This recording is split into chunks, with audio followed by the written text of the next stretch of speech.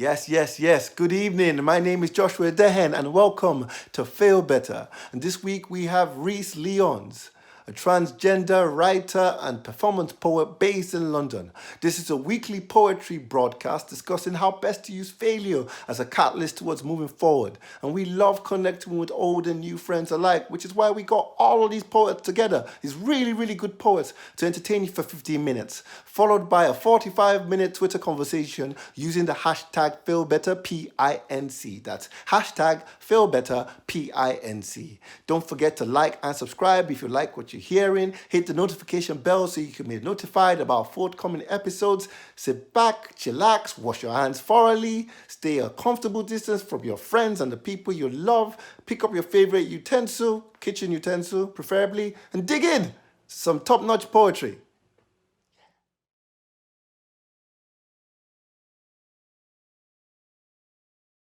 Hi everyone.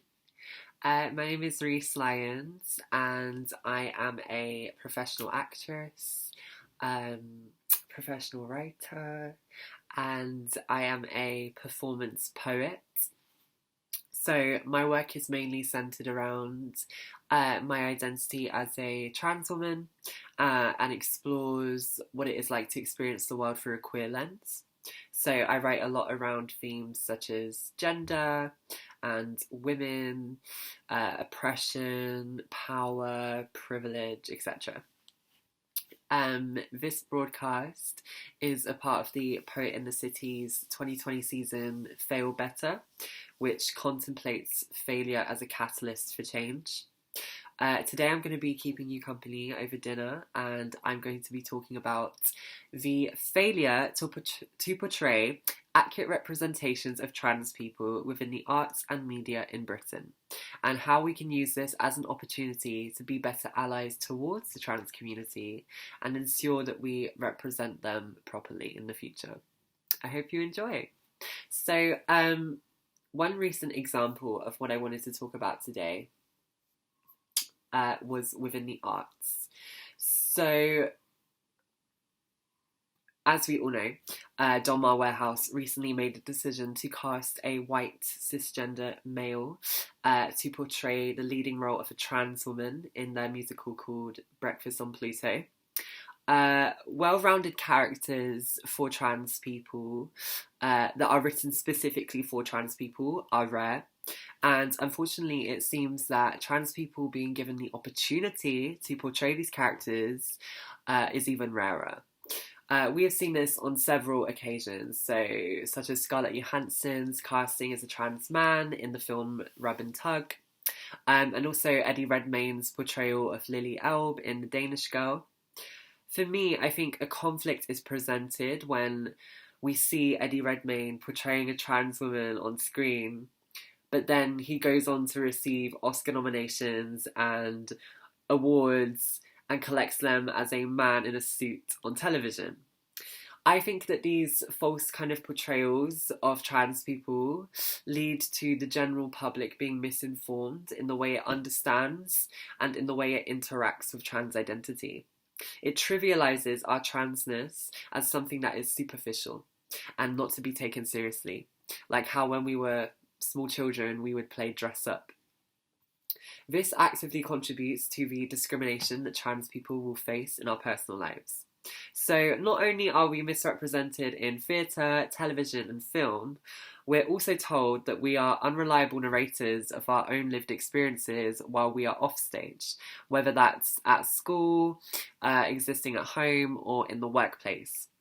This is due to the gender binary, which is a political system that homogenizes difference in the category of men and women to create a monolithic definition of what a man is and what a woman is. This leads to a lack of understanding of the difference between sex and gender within wider society. And so, therefore, trans people's experiences of gender are often invalidated and not seen as real or legitimate enough because they're not directly experienced by cisgender people. Theatre is a powerful way to promote empathy. It provides a chance for people to experience a world that is different from their own. And so, therefore, I think I couldn't think of a better opportunity or a more fantastic way for cisgender people to better understand the trans experience than theatre. So, how can the theatre industry fail better and use this experience as an opportunity for as an opportunity as a catalyst for change? Well, firstly, I think it's really important for casting directors to understand that if they would like a truthful portrayal of a trans identity, that would leave audiences feeling profoundly changed, then the casting must reflect this vision. Trans identity is a lived experience. It's not something that should be appropriated, no matter how talented the actor is. And so, therefore, I believe that it is vital that Donmar Warehouse rethink this decision and recast the lead. To add further context, I think it's also really important that the theatre industry understand just how many barriers there are for trans people in regards to accessing higher education, such as university and drama school. So, as I mentioned previously, I'm a professional actress, but I have no higher education training. I have no formal training. This can often mean that many trans people will or do not have formal training, and so they will be overlooked for the same opportunities by their cisgender counterparts who may have gone to drama school or may have gone to university because they have the privilege to access it more easily. Donmar Warehouse recently released a statement which said that they conducted a wide search for trans performers to play the lead role. However, as has been made clear on social media, many people from the trans community expressed that they were never contacted once for an audition, or they weren't even notified that this production was taking place. And these performers were artists represented professionally by agencies. What I think should have happened was that if someone trans who was right for the role genuinely couldn't have been found, then the correct decision would have been to temporarily pause the programming of the show and continue the casting process. They should not have instead decided to audition a cisgender man for the role. Theatres such as Donmar Warehouse should be asking themselves several questions in regards to the way that they program work. If a similar problem were to ever arise in the future, I think the theatre industry can ask themselves questions such as, why does this piece of theatre have to be programmed right now? Instead, what other avenues can we take as an organisation to ensure that we cast this role properly and reflect the wealth of talent that is out there within the trans community? I'm right here, baby. So they're just some actionable steps in regards to what I would like to see from the theatre industry doing in the future, and ensuring that trans people are represented properly. Secondly, I think equally the British press are also largely responsible for failing to properly represent trans people within the media. So, for example, recently Suzanne Moore, who is a Guardian columnist, published an article called "Women Must Have the Right to Organise, We Will Not Be Silenced." In this article, Moore voices this so-called radical feminist argument, which suggests that trans women's requests for gender recognition are incompatible with cis women's rights to single-sex spaces, and say that trans and non-binary people shouldn't be able to determine their own gender. Currently, within the UK, trans people are at an increased risk of hate crime. They are denied equal access to public services such as healthcare, housing, and employment. And a statistic from Stonewall shows that 53% of trans people aged 18 to 24 have experienced a hate crime or an incident based around their gender identity in the last 12 months. So that's over half. Therefore, media outlets such as The Guardian, which serves as the country's only centre-left broadsheet newspaper, need to be held more responsible for the views that they platform to the general public. They hold and arguably a huge amount of power in regards to controlling the narrative around trans rights and sparking political debate in the name of free speech. I'd like to remind you all that transphobia is not an opinion and trans rights should not be and are not up for debate. Looking at this through the lens of fail better, then, and using this failure as a catalyst for change, I think one example that really sums that up for me is the response where an open letter was written to The Guardian by 338 of its own employees who expressed that they were deeply distressed by the resignation of another trans colleague in the UK, which apparently was the third in less than a year. So that says something. They went on to say that they were disappointed in The Guardian's repeated decision to publish anti-trans views. We are proud to work at a newspaper which supports human rights and gives voice to underrepresented people in the media, but the pattern of publishing transphobic content has interfered with our work and cemented our reputation as a publication hostile to trans rights and trans employees. See, I think this is a really positive example of active allyship from the people who make up the institution, holding the institution accountable itself. One of the people who signed this open letter was Owen Jones, who is also a Guardian columnist. Owen regularly uses his social media platforms to speak up for trans rights. He recently tweeted about the irony of transphobic people pretending to be silenced while simultaneously enjoying the vociferous support of almost the entirety of the UK media. This is probably making you think, so what can I do at home in self-isolation? I'd suggest that you follow trans people on social media. To learn more about our communities, follow me, Rhys Lyons _. Please follow active allies such as Owen Jones on Twitter, because he uses his platform to actively speak up for trans people. Don't engage with content that platforms transphobia, such as Suzanne Moore or her Guardian article. And finally, check in with your trans and gender non-conforming friends. Find out how best you can support them and their mental health and well-being during this difficult time. So yeah, I hope you enjoyed your meal. I'd like to quickly finish this broadcast with reading one of my own poems. So this is titled #GirlsLikeUs. It's inspired by the hashtag that Janet Mock created for trans women to feel unified online, and so I hope you enjoy.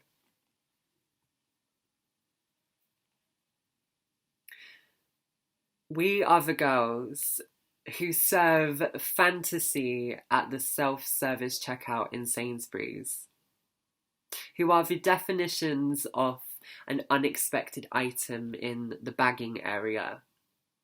We are the girls with something extra. Girls like us, who possess a walk that is fit for the gods, one that stops traffic as we strut past. We are the girls who carry sass in our steps and always turn heads.